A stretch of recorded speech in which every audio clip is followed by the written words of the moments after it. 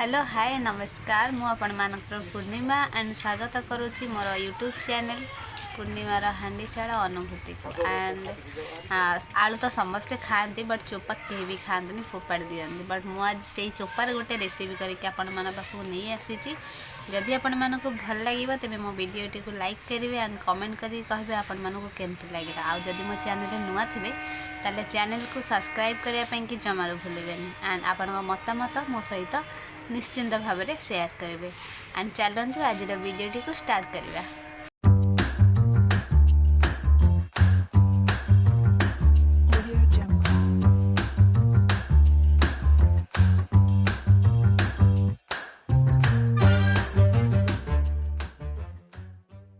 तो देखो सांग मैंने मुझे साइज्र आलू नहीं एंड यहीपरी करी अल्प अल्प कर पतला पतला करके चोपा को सब मु आलू छड़े नौची पनिक साहाय्य तो देखिपे ये साइज्र चोपा मु नहीं जाइए एंड यही सब को मु पानी रे पकईदेली देखिपे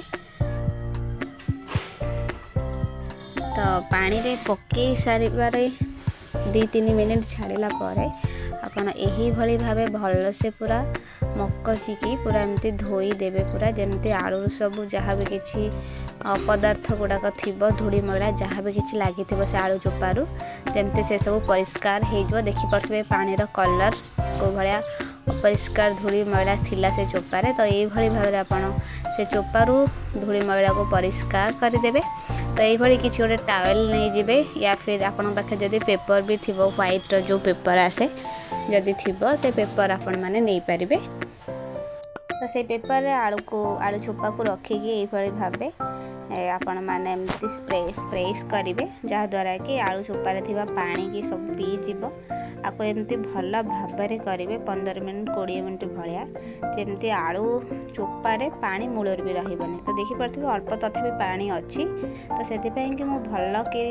पूरा आलू चोपारू पानी की छड़ाई कि एमती बहुत थर एमती प्रेस करुँची जमती आलू चोपारू आउ पानीटा पूरा भलसे भाव में छाड़ीज तो देखिपे चोपारू भल से पानी पूरा छाड़ी आसला फिर भी मुझे करूँगी जमती कारण पानीटा छाड़ी गले चोपारू भल लगे तो यहीपरी साइज रे चोपा सब को काटिदेवे ताहले एटा तेल रे छाणी हेबा समय रे आहुरी क्रिस्पी आहुरी मजेदार लगे खावाई तो से एमती लंबा लंबा करके पूरा पतला पतला करके साइज रे पूरा काटिदेवे ता द्वारा एटा भल से क्रिस्पी हम एंड भल से तेल रे छाणी भी हेब एंड खाइबा भी टिके मजा लगे कारण कुरकुरी भी आम एमती जिते खाऊ सेटा भी टिके लंबा थाए एंड भल लगे तो सही साइज रे देखिले तो मजा आसे खाइबारे तो से एमती करके पतला पतला कर पूरा काटिदेवे देखिपे मुझे काटुची से ही भली करके आठू आपण आहुरी पतला हुए तो आहुरी मोटा करके भी एमती काटी पारंती आपण माने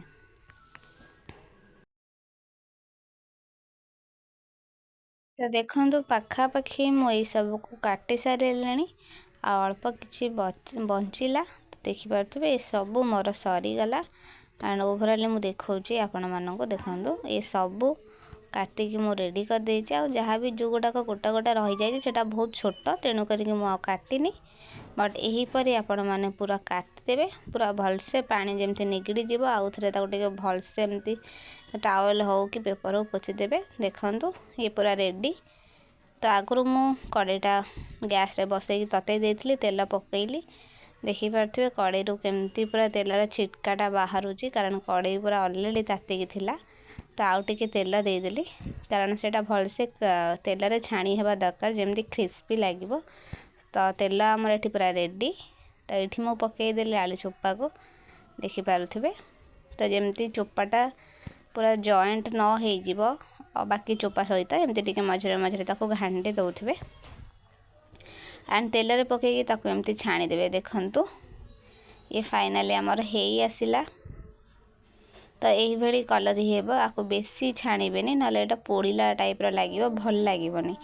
तो यही टाइप रो देखिबो हेई गला कलर पळे आसिला तो आपण माने गोटे बाउल साहाय्य रे याको काढी देबे तो चलंत आमे भी काढीबा एंड देखिबा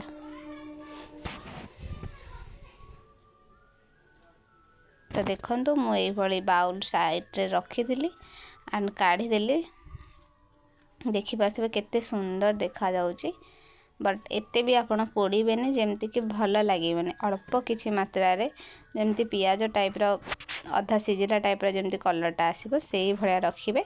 ताहले जाई कि ये आपन को टेस्टी लागिबो एंड आउ आपण माने केबे भी आलू चोपा को नष्ट करिवेनी। तो देखि पारथे मु एमती काढ़ी देली बाउल को सबू। तो कलरटा केते बढ़िया आसी आपण माने देखि पारुथिबे। देखंतु देखिबा को जेमती आपण मानको को देखा जाउची खाइबा को भी पूरा ठीक सेमिते टेस्टी। मु किंतु कहि देले हेबो कि जदी आपण माने निजे घरे न बने कि ट्राई न करिवे तो आपण माने आर टेस्ट को जानि परिबेनी। तो तेनु करे आज रो वीडियो मोर देखिबा परे आलू चोपा को आपण माने न फोपाड़ी नष्ट न करी थरे एई प्रकार रेसिपी बने कि देखंतु। तो ये सब छाणिला परे रेडी हे गला ऑलरेडी। तो आधेरे मु पके देली किछि लूण एंड किछि चाट मसाला टिके हळदी गुंड टिके लंका गुंड आ टिके गरम मसाला बाट्स ये हे गला चटापट। तो ये होची क्रिस्पी आलू चोपार गोटे रेसिपी। तो आपण मानू जदि भल लगी तेबे मो वीडियो टी को लाइक करेंगे कमेंट करेंगे एंड शेयर करेंगे आपण मानक सांगसाथी परिवार वर्ग समस्त को एंड खाई करी कहिबे केमिति लागिला। धन्यवाद।